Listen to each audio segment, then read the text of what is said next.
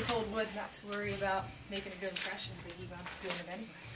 Sometimes that's the way it works out. He sure did. Yeah, big hit. Great time in the game. We had one hit through the first time through the order, and then we were able to come back and score 4. So good for us, good for him. You said you really wanted him to look comfortable. Did he look comfortable all night, all 4 at-bats to you? He did. He looked pretty comfortable. I mean, especially the first swing he put on the ball and drove it to right center. Didn't quite flush it, but put a good swing on it. And he caught the next one right on the barrel. So, yeah. Didn't have many balls to play. I think he had one play. One play he had, he put away. Does that qualify as insubordination? What's that? No, it doesn't qualify as insubordination. Okay.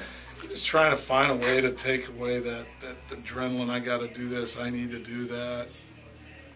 He's got some time to write his own story here and get back on track to what he feels he's capable of doing, and what our people think he's capable of doing, what I think he's capable of doing. Is there anything wrong with Pierce? No, it was a defensive switch. Mahallam got in a groove there and pitched about as well as he's pitched this year. He sure did. I mean, 4 hitters in the game were down 2-0. So for him to stop that inning there, and then he got on a nice run. He pitched inside much more effectively. Used his changeup.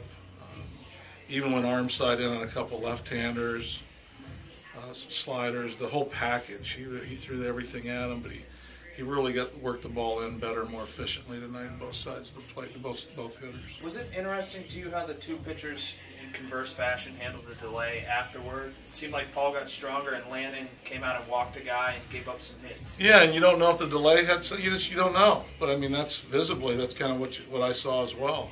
I don't know how that played out for John, but Paul handled it very, very well. It wasn't that long of a delay, and he kept himself busy.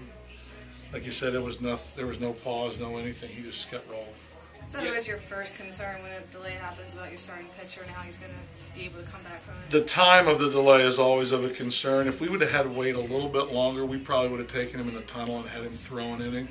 You could lose an inning as far as how deep he can go in the game, but just to keep him working, get on the mound, get loose again, throw 15 pitches, sit down, just to try and get that blood flow to keep going, rather than just sit and freeze him for an hour and then try and come back. And there is a time, we've got in mind that once it gets past a certain amount of time, we're not going to bring him back in the game. After the start at Wrigley, have you ever thought in the past 4, man, if you get past the first and second inning, you got something? I mean, it's been the first 6 outs have been his nemesis. Yeah, no, they have.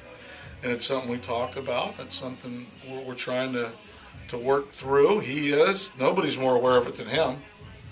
And the pitching coach. And, of course, the manager. The 3 of us are all aware of it. We're just trying to come up with a remedy. Goes without saying it's nice to win a home series. Goes without saying. But I guess we seem to be talking about it. But we're good with talking about it. We needed to win a home series. We've had we've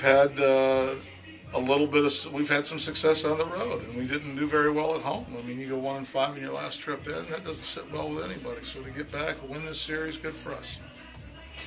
Thanks, Clint. You're welcome.